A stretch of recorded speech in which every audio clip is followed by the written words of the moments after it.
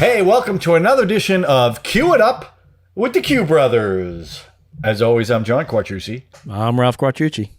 How you doing, Ralph? Fantastic. You still digging that theme music? It's Pretty slick. It's like Very an earworm. catchy. It gets in there. I told you It's before. like an earworm. Like Star Trek II, The Wrath of Khan. Right. He put creatures in our bodies. Made us do bad things. Made us do bad things. Very good. Bad things. Okay, a couple of things before we begin. First of all, I want to shout out today, Norm Macdonald passed away, 61 years old. Apparently, unbeknownst to most people, he has been battling cancer for 9 years. Yeah. And, you know, what little I know of him. Brilliant. It's brilliant, sardonic, best, one of the Brilliant. best comic deliveries. Guy was a Best, genius. I think he was the best Weekend Update anchor Probably. on SNL. He got fired because he wouldn't stop doing OJ jokes. That's what got him fired. So then, so they fired him. They said because he wasn't funny. So then he ended up hosting Saturday Night Live, and his monologue was, you know, I don't know what it is, but they fired me because I wasn't funny. Now they're bringing it back to me to host. So either it's one of two things. Either I'm funny now, or this show really sucks now. So it's like, oh, it's just beautiful. So it's very sad. Yeah. Do you ever watch his YouTube show? His interview show? Yeah. Yeah. I was, you know, you always say go down the rabbit hole. I saw a clip of him. In fact, you and I already talked about the clip on Conan O'Brien with Courtney Thorne-Smith, and it was hilarious. So I started watching every time he was a guest on a show, and it was, I must have watched 2 hours of it because there was so much footage, and he was hilarious. And his delivery is so different from most comedians. You know, his whole thing in comedy was he loved the pause, where he wouldn't say anything and it would just hang out there forever. And the audience is like, are you going to say something? And he wouldn't do it. And he did that on a lot of those talk shows. But it was sad. I also didn't realize he was 61 years old. I actually thought he was older than that. He's young. He's young. Very young. Yeah, he is young. Too young. Yeah. Rest but he in has peace. on YouTube. He had an interview show, which was fantastic. Yeah, Okay. excellent, funny. Yeah. But sad, and sad. And if you talk to most comedians out there, they think he's one of the funniest guys out there. Yep. So rest in peace. Now, the second piece of information, we based on the last show, we were going to have a guest, and last week we were going to do it, but they had to cancel because of the Jewish holiday. They were going to do it this week, and I don't know, something happened. They just canceled. No reason. Well, they didn't even cancel. I just wasn't able to get back in touch with them, and they haven't responded. So I didn't want to put it off another week. God forbid we could, because we're gonna. The fans need this show. Ralph, I don't know if you've another noticed, another week without the show. One more person subscribed since the last show. Mm-hmm. So obviously they're subscribing. We need 100. We need 100 to and be they're able hitting the notification. Listen. We need 100 to change the YouTube channel. But you got to have content. And every 2 weeks we're doing content sometimes. You know what I'm saying? We need more content. If only these people would come on, like you said. I know. Well, so here's what we're going to do. I didn't want to wait because I wanted to talk about this movie. I love the choice that she made. And we're going to get her on again. Mm-hmm. I already sent her a note. Not that she responded to it, but pick another movie. We'll bring you back on. Okay? So the movie she chose is, I want to make sure I get the year right. 2004. 2004, Shaun of the Dead, starring Simon Pegg, Nick Frost, and a bunch of English actors. And it's a bunch of English actors? Yeah. Well, you know, I mean, there's Bill Nye's in it, and most of the guys I didn't know. Not Bill Nye, yeah. Not the science guy. Not Bill Nye. No. Bill, is it Nighy? Yeah, Nighy from Love Actually. He's done a lot of stuff. Not Love Actually. He does everything. Yeah, he's done a lot. Right. Bill Nighy, yeah. So it's a zombie movie. It's about the zombie apocalypse, but it's so I had seen bits and pieces. But it's what? It's what? It's well, let me say what I was going to say. I've seen bits and pieces of this, but didn't realize I had never seen the whole movie. Oh wow! Till I just watched it. So what surprised me about this movie? Look, it's a takeoff of zombie movies. Obviously, it's an homage to zombie. Yes. And the zombie tropes that are out there. Okay. And it's very, very funny. But what surprised me was there was a lot of dramatic moments in it usually followed by a big laugh. But there really were some dramatic moments in it, which I did not remember in having, based on what I've seen before. Right. So that kind of surprised me. So anyhow, the premise of the movie is this is part of Edgar Wright's Coronado trilogy. Yeah, I'm sorry, directed by Edgar Wright, right. Directed by Edgar Wright. His trilogy. This is Shaun of the Dead, Hot Fuzz, and At World's End, or The World's End. This is the first in the trilogy. Right. We'll just say that. Okay. Why don't we? Have you? I know we don't do trailers queued up. Ready to go. Okay, let's see the let's see the trailer in this one. What do you think? This is pre-production. All right, I like that. Yep. Let's see the trailer. Shaun of the Dead, 2004. Do you ever think modern life is not for you? Do you do the same dead-end job every day? There's no I in team, but there is an I in pie. There's an I in meat pie. So the anagram of meat is team. I don't know. Is your love life dying on its feet? To a wonderful mum. Oh. Have you ever felt that you're turning into a zombie?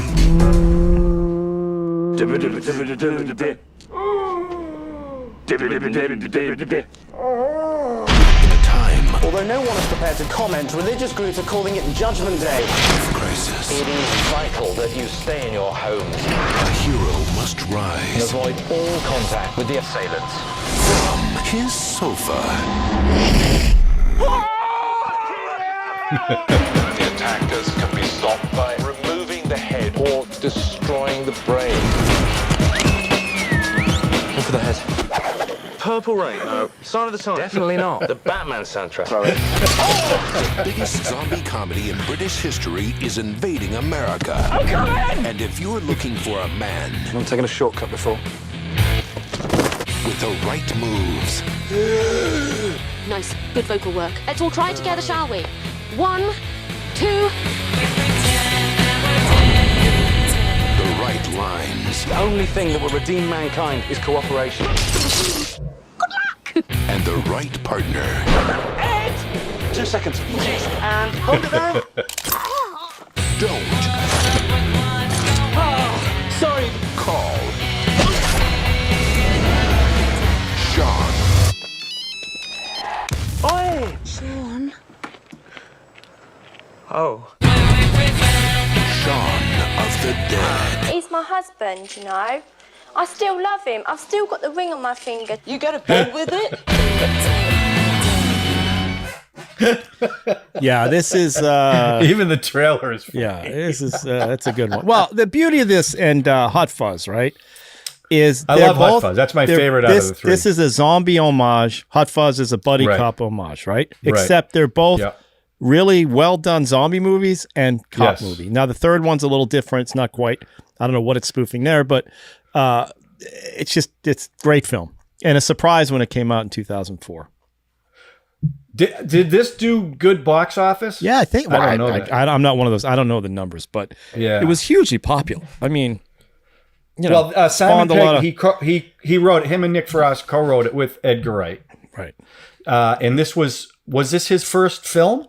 Edgar Wright? No, I don't believe so. No. Simon Pegg. His first, no, I don't know, maybe first film. He was in a lot of TV series and stuff. Yeah, he did Spaced, and he did another show. But he was also on the whole Doctor Who. I don't know if this but was. I think it was his first feature film. Maybe. Very funny and very dry.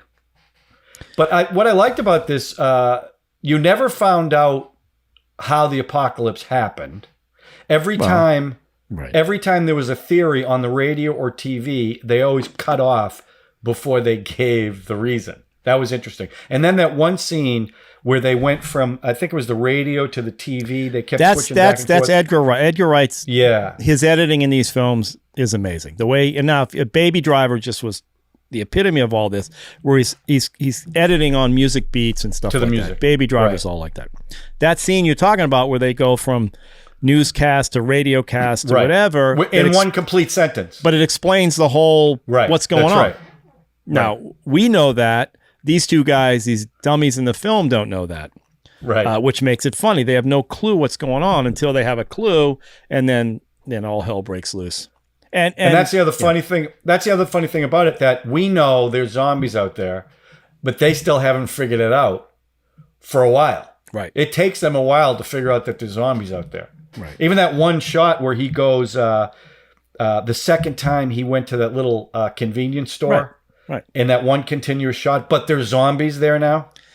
Yeah, but the best part of that scene is he opens up the refrigerator, grabs a Pepsi or whatever it is, and then he slips on blood. Right? There's that little thing where he just but he just looks down and it doesn't even respond because he's so hungover from the night before or whatever. Right. And he doesn't realize what's going on. And that guy actually shows up. The zombie who was the guy who ran that store shows up later in the film at the bar. I mean, you see all those people because the whole premise is, yeah. No, what are you gonna say? Whole premise. The premise is he's trying to save his mother, his girlfriend, and his ex-girlfriend. His ex-girlfriend. And the whole idea is just get back to the one place they know they can be safe, which is the bar. Right. The Winchester. Why is it the Winchester? Well, it's named after the gun, you know. You want to take me to the bar? And then Nick Frost was just this slug. Yeah. He was funny with the you got a little statuette of him, right? Can you switch I have to a that little his t-shirt. I actually love his t-shirt there. I got wood. Go. I got wood. And then I mean, it was they were also good in it. And what's his name? The guy who plays the Tick, Peter Seraphim. I can't even pronounce his name. He was also in Couples Retreat. He played the guy. He played the yoga guy, right? He's their roommate. He's their roommate. Yeah. And that guy, Nick Frost, is just a slug who never left. So he was also the guy in John Wick, who he was what's it called, the wine guys, except he was doing it with guns.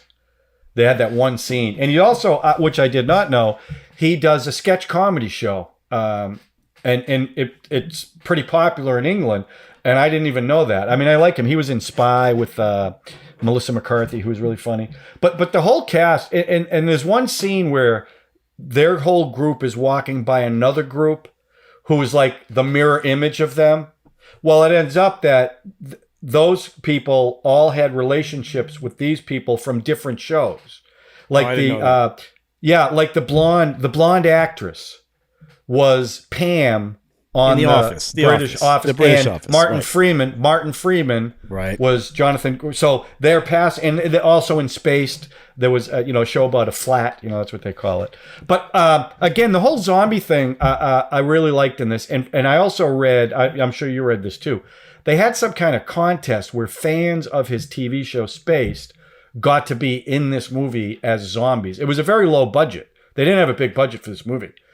So they had all the fans come in and they dressed them up in that stuff. But again, what surprised me was there were dramatic moments that weren't done for laughs. Like that last scene where Nick Frost has been bitten. So he's already turning into a zombie. And it's only him and his ex-girlfriend. And they feel they're ready to die, basically. That was a pretty dramatic moment, sure. And there were no laughs or anything till then they figured out the elevator. But I was like, wow, that's and there were scenes like that. Well, his mother turns and they got to shoot her. That whole scene where he had to shoot the mother, that was pretty. I mean, that was dramatic. No, it's a well done homage to zombie films. That is a fantastic zombie film. Now, yes, they flip? They do other things, and the woman who married the zombie, all that stuff you saw in the trailer. Well, that's the end credits, though. That's the last scenes where the zombies are now part of the world now. Right. Well, and he ends up with his buddy who's in the shed playing video games. And they're all back to being... the whole thing they do where he walks at the beginning like a zombie, he's coming out of the shower, whatever, all just circles itself back, and they're all back to the same positions that they were in before they started the movie. Now, out of the trilogy... which one do you like the best? Oh, hands down, Hot Fuzz.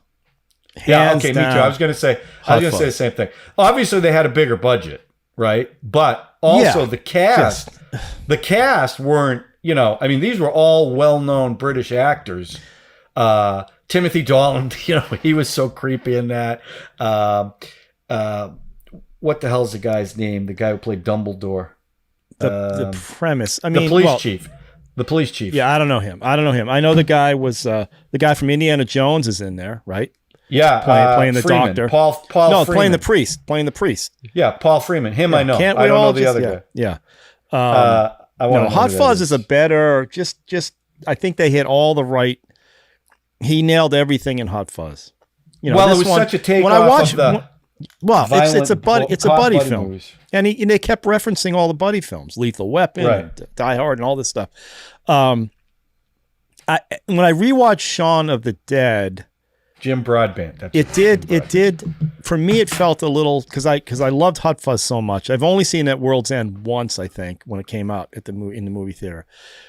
But when I rewatched Shaun of the Dead, it slowed down for me. Something, I think, probably because I had seen it so many times. I just, I'm used to it. Where Hot Fuzz, Hot Fuzz, I can rewatch I have the same feeling I have every time I see Hot Fuzz.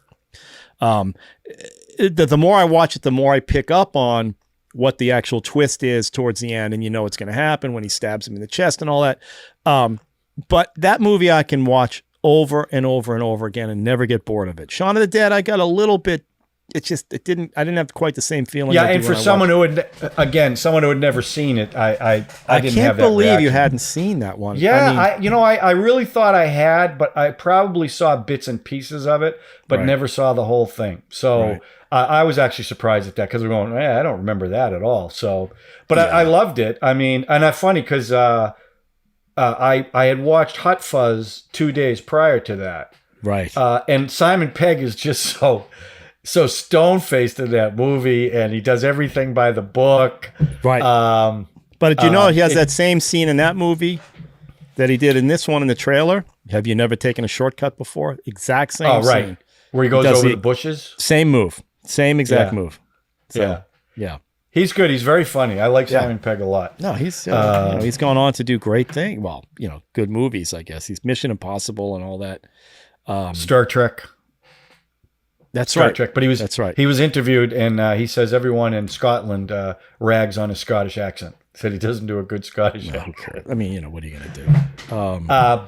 But Edgar Wright's got a look too with his movies. The way a look and his editing style is just. I mean, I just love his editing style. All that quick cutting, all that. Well, was he an editor prior to being a director? I have no idea. I was just looking at the films he's edited before this one, and I've never seen Spaced and. Does he edit these, or? I mean, he's the director. Does he also edit? I don't know if he's the actual editor. I can't believe he would do that. But, if you watch, he also did Scott Pilgrim versus the World, which is not a film I love, but people love it. If you ever watch Baby Driver, I mean, that movie is to the music. Spot on. And I notice, I don't know if he did, if you watch trailers now, a lot of them are using bullet shots to the music and all that stuff. But his whole quick cutting and that close-ups of pouring beer into the mug and all that. It's just I love it. I love the technique. I love the storytelling he does.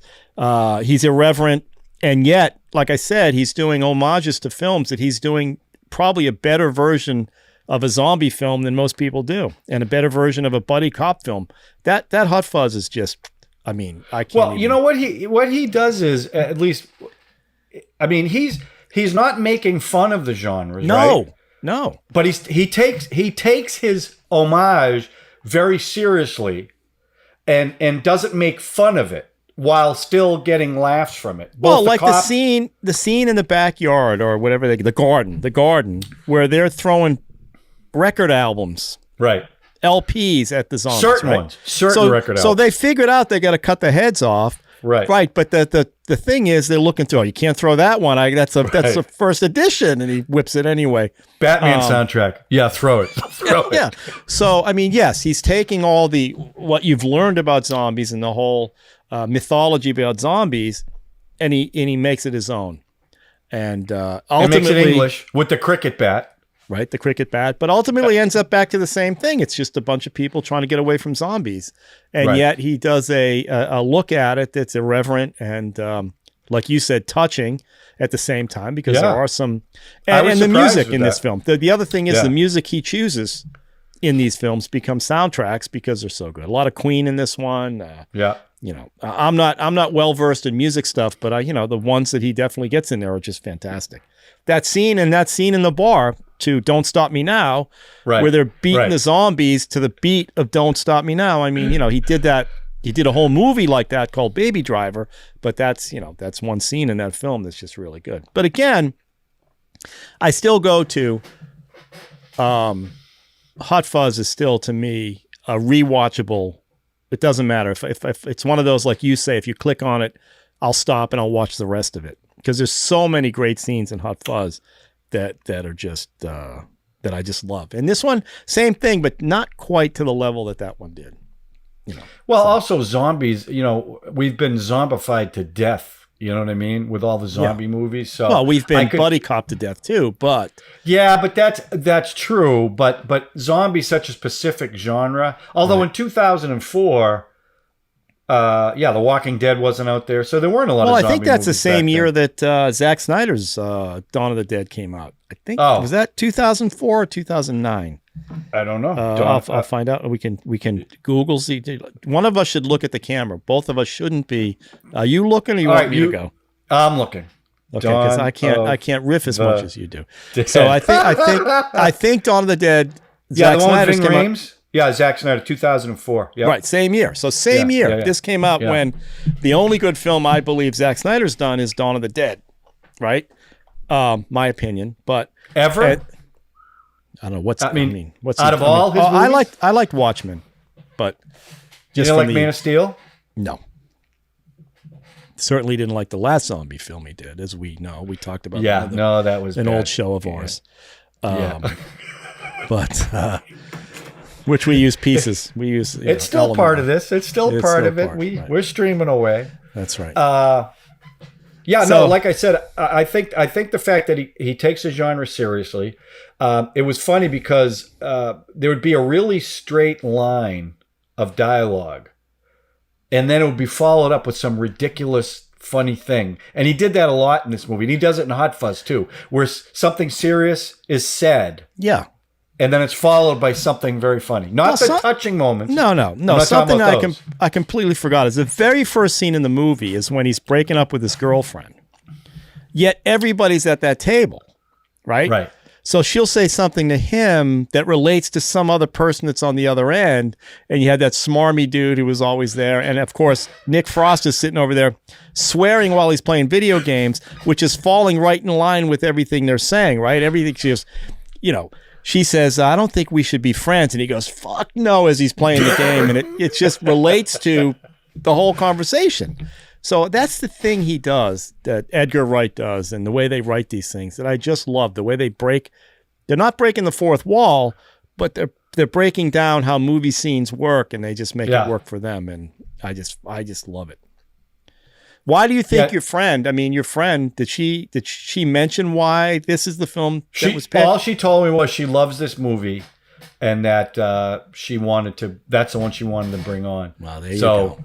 Yeah, and I'm sure she's going to say a lot of what we've already said, but it is a good choice. I mean, it's funny, it's scary in some, not really scary, but like those scenes when they're like, there's 100 zombies and they turn around and there's the 100 zombies. I mean, it's some intense stuff. And when the one guy got grabbed, you wanted him to, but when he got grabbed through the window and they started ripping his insides. No, like you said, he went for all the normal zombie tropes that go on, guts being ripped out and all that. But again, it's played in such a way that it's diffused by the next thing, which is some funny thing or whatever's going to happen. Well, even that ending when Nick Frost went to bite him and he slapped him, he goes, "Come on, don't do that," because they're playing video games. Right.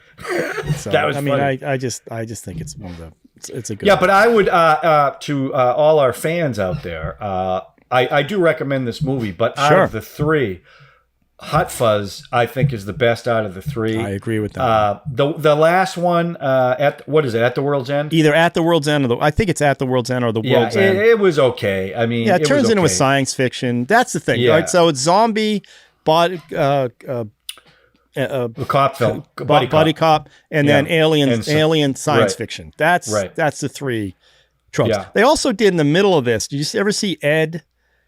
With Seth Rogen plays that does voices of the alien. Yeah. Yeah. Now that wasn't an Edgar Wright film, No. but it was Simon Pegg and Nick Frost, I think. Yeah, but that wasn't an English. I mean, these are English produced films. Right. The trilogy. That was not. That was Hollywood. So it was okay. I mean, but they're geeks. Nick Frost and Simon Pegg are nerds. Totally. Star Wars, Star Trek. Yeah. I mean, if you see any interviews with Simon Pegg, he talks about it all the time. Right. And the other thing he said was he talked about his costume for this. And he said the best satisfaction he got was he created really simple Halloween costumes for the kids. He said after the movie came out, all these kids would come to his door with white short sleeve shirts, red ties, and blood on his shirt. Because that's what he wears almost the entire movie, which is great. I'm going, what a perfect Halloween costume. Very reasonably priced, right? You don't have to put a lot of work involved. And those scenes when he was working were funny too. Because I used to work retail, so I'm like, oh my god, this is the morning sessions we used to have. Yeah. So I love Simon Pegg. I think he's really funny. Yeah, very talented, all of them. Yeah.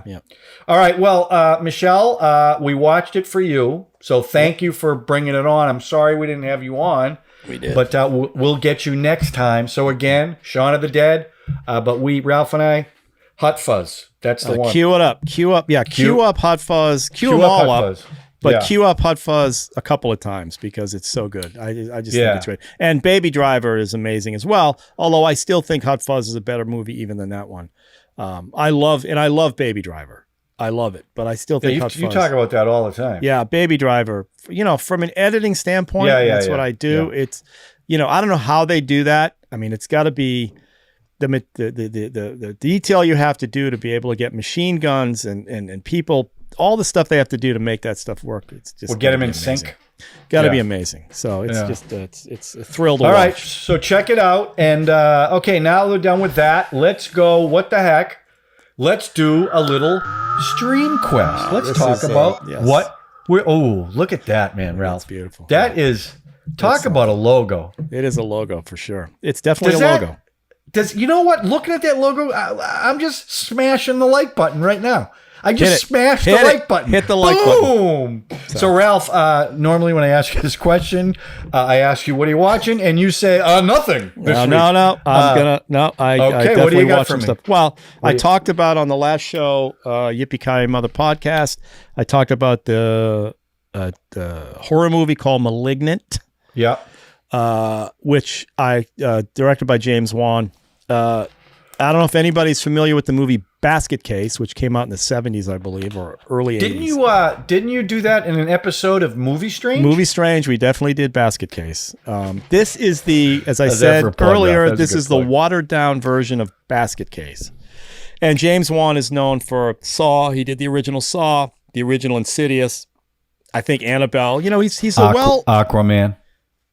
You always forget Aquaman. Why is he did Aquaman? Yeah, and it was a big hit. Well, okay, that's one of the. I've never seen that. So, no. Anyway, so we'll just. It's a watered down version of Basket Case. That's all I'm going to say. But I watched a documentary on, I think it's Prime, on the fall of the company called LuLaRoe. Now, I never heard of LuLaRoe before this documentary. These are people who did a pyramid scheme using leggings. They would get all these women to sign up and sell leggings. And nothing I love more. As in pantyhose, like? No, leggings, like not pantyhose, but like yoga pants with weird pattern. Like workout pants. They were called athlete wear or athlo wear. It's like you could wear these things out. They're like pajamas, basically, because they're patterned before yoga. By the way, the person who invented yoga pants deserves a Nobel Peace Prize. I'll just say that. But these are pre-yoga pants with patterns, and it's like a pyramid scheme. It's like Amway. So they would. So I start selling it. I get you to sell it for me. You spend $5,000 to $10,000 to get the merchandise. You sell the merchandise. You're basically making money. You get bonus checks based on how many people you get working under you, not so much what you're selling. Yeah, it's not like a pyramid scheme. It is a pyramid scheme. It is a total pyramid scheme. So this is like, I think, a 4-part, I hate 4-part anything, especially documentary. 2 hours is enough to tell a story, because mostly when they add episodes, they're just stretching stuff out. Except I love, and you know this, I love financial movies and documentaries. And this one just shows the rise and fall, and it hasn't fallen because it's still out there. These people are still, they still have, it's not, they don't call it a pyramid scheme. It's called a multi-marketing, MMS, multi, you know. Yeah, they never call it a pyramid scheme. Right, of course not. I mean, that would be illegal.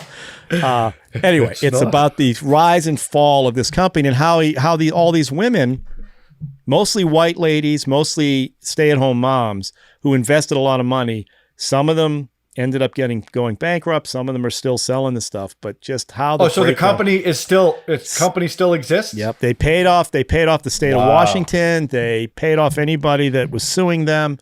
They've changed their policies to make it a little less pyramid-y, but it's still the same thing. Less pyramid-y. Yeah, it's still Amway. It's just I love these kind of things, and it's on Prime, and it's pretty cool.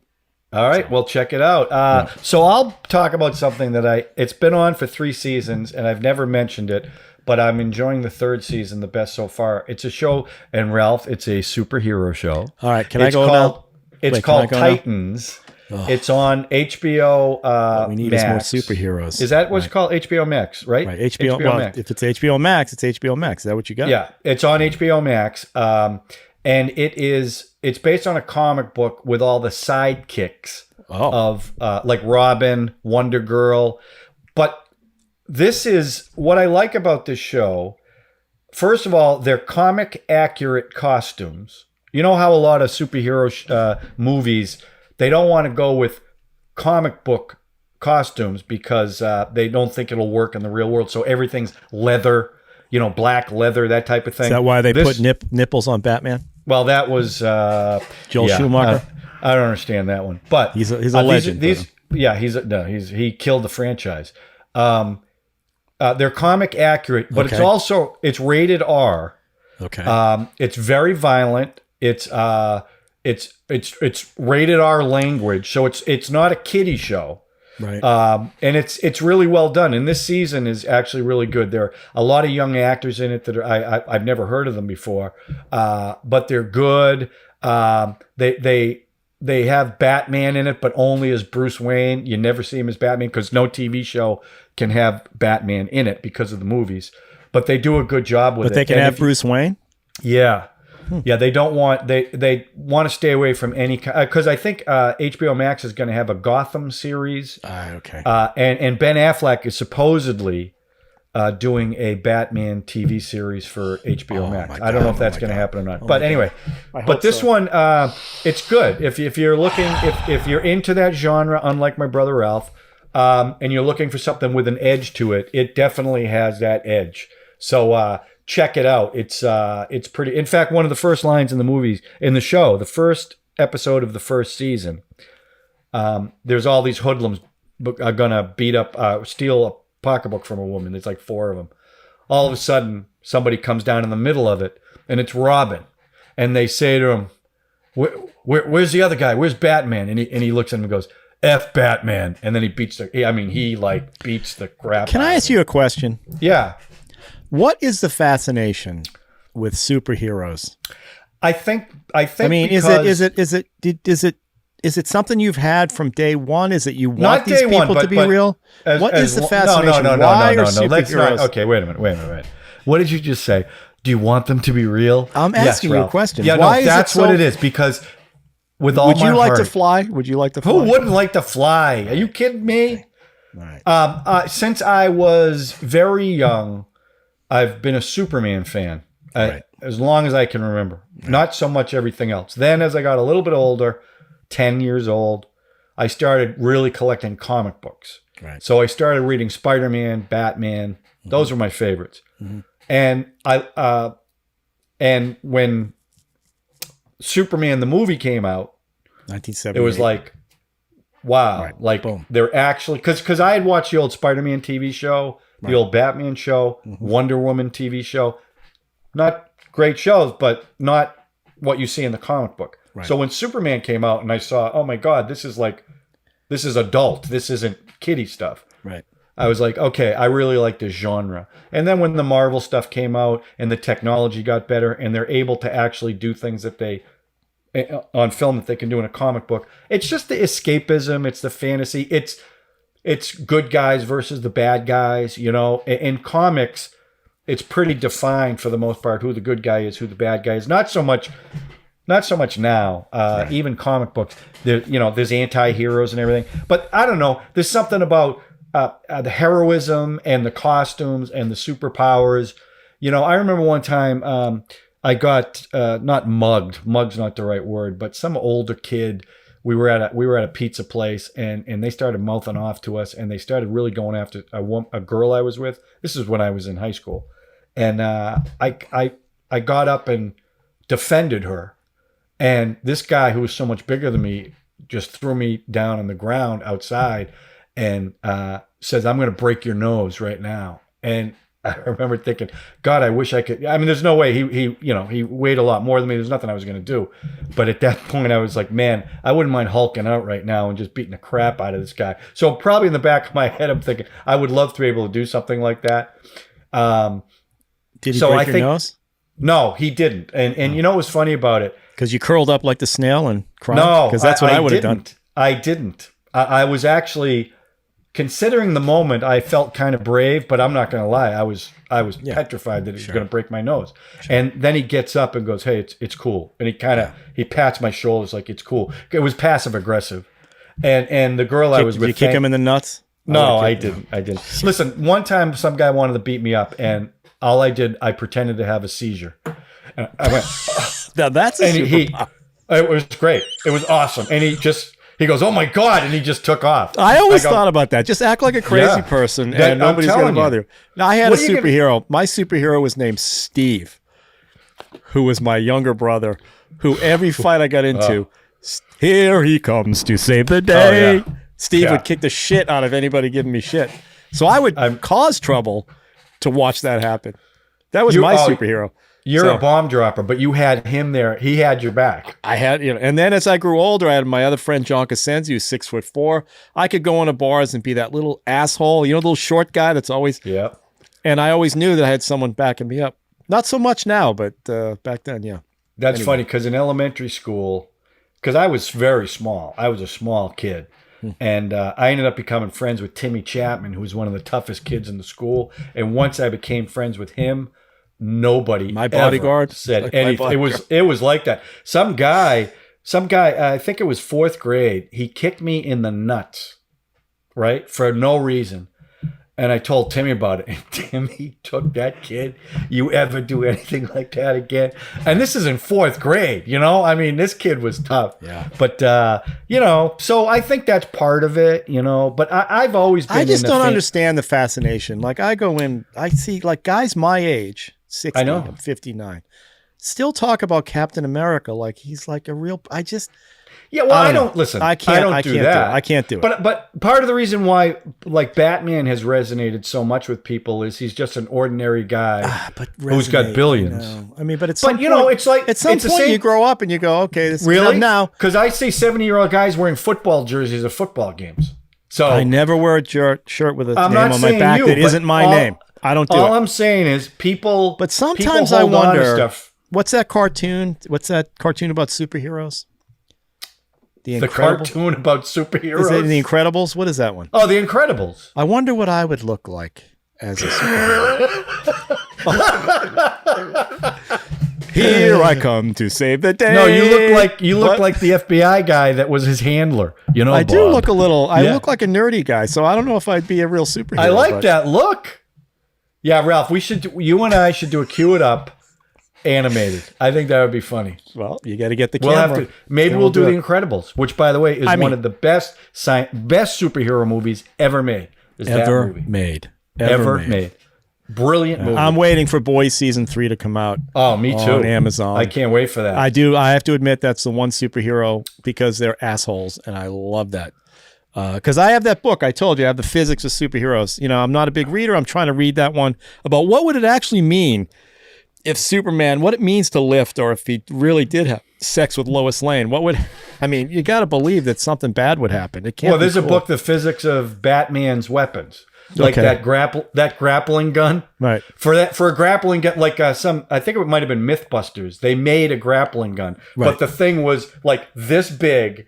It was super heavy, and he could only go up like 40 feet. That's what I mean. It's crazy. Yeah. So yeah, it is, but it's escapism. That's now, all isn't it is. Titans, is that off? Did they not? They're not. Titans is canceled, right? No. Oh no. I can't wait not to watch it. No, you should watch the first episode and see what you think. No, I tried that other one, that other cartoon with Invincible. That one. You didn't like it? I liked it. I got it, but I need J.K. Simmons. How can you not like J.K. Simmons? I do. I love him, but I need I don't know. I just can't deal with it. And believe me, I wear T-shirts with stupid movie shit on there. I do it all the time. It's not your thing. But every time I see that Captain America T-shirt with the shield, that's one. And I see like a 58, 60-year-old guy wearing that. I'm like, come on, dude. What about the Superman emblem? I used to wear that. I have a hat. I just don't do it anymore. I just can't do it. It's just me. It's me. It's not, So what would you wear a T-shirt with like a picture of Katharine Hepburn from On Golden Pond? That's not bad. I love you, Norman. You're my knight in shining armor, Norman. I might do that. But, I love my movie T-shirts, but I know you superhero ones. Who's my like? I don't know. It doesn't matter. What? Who's your what? I was just trying to think if I wore a superhero T-shirt. I don't want to. I feel like that's really like you got to grow up. Look, I'm looking at you. You got Superman behind your head. You got Yoda back there. Oh my God. It's just every time I see a Superman statue, I'm like, oh, John would like this one. Anyway. I'm big, man. It's fight for truth, justice, and the American way. All right. Well, let's move on. This is people are getting bored. All right. That's our stream quest for this week. So thank you guys for. Oh, that's right. Stream quest. Yeah, that's just a little. That's not the whole show. No. Okay, I don't want to get in any trouble. We killed that show. Anyway, IP, intellectual property. Yeah, absolutely. And you never thought you'd hear the word intellectual in one of our shows, but it is what it is. So, okay, good episode. I think I'm going to get my old business partner, Bill Stewart, on the next one. He wants to bring a movie. So can't wait. That should be interesting. Should we show some of those old videos we used to do with you two? Yeah. Definitely. That I directed and edited? We definitely should show some of those. I think that would be fun. My favorite is him in the hat with the... I'm Bill Stewart when he was the reporter. Right, that one. I love those. The man on the street. Those are my favorite. With the bug eyes. Right. All right. Hey, guys, thanks for watching. Again, we're trying to build up our... Hit the button. You got to slam it. Slam that like button. Subscribe and share. We need at least 100 subscribers before we can change the YouTube name. I want to do that. So we need 100. It's not just that, but the searches, everything changes once you have 100 subscribers. 100. Okay. So that's what we're going to be working on, and I hope you'll be one of those 100. And by the way, when we bring Bill on, you can go after him because he's never watched any of these shows. He's not seen any of them? One. So why is he going to be on? What's he think? Because I know why he doesn't watch it, because he wants to be doing this with us. So that's why. Well, there's that. Well, we should. So that's why I'm going to bring him on for one show. What was said on episode 7? Bill, let's test him. See what he says. All right. So once again, Norm Macdonald, rest in peace. Here I go. Here I come to save the day. Whatever it is, I don't know. That's Mighty Mouse, by the way. Mighty Mouse is a superhero, though, right? That's right. Yeah. So there you go. Here I come to save the day. That was Andy Kaufman's big bit. Yep. All right, Ralphie. Great show. All right. Have a good week. Yep. See you next time. We'll see you soon. All right. Over and out. Bye, everyone. Bye.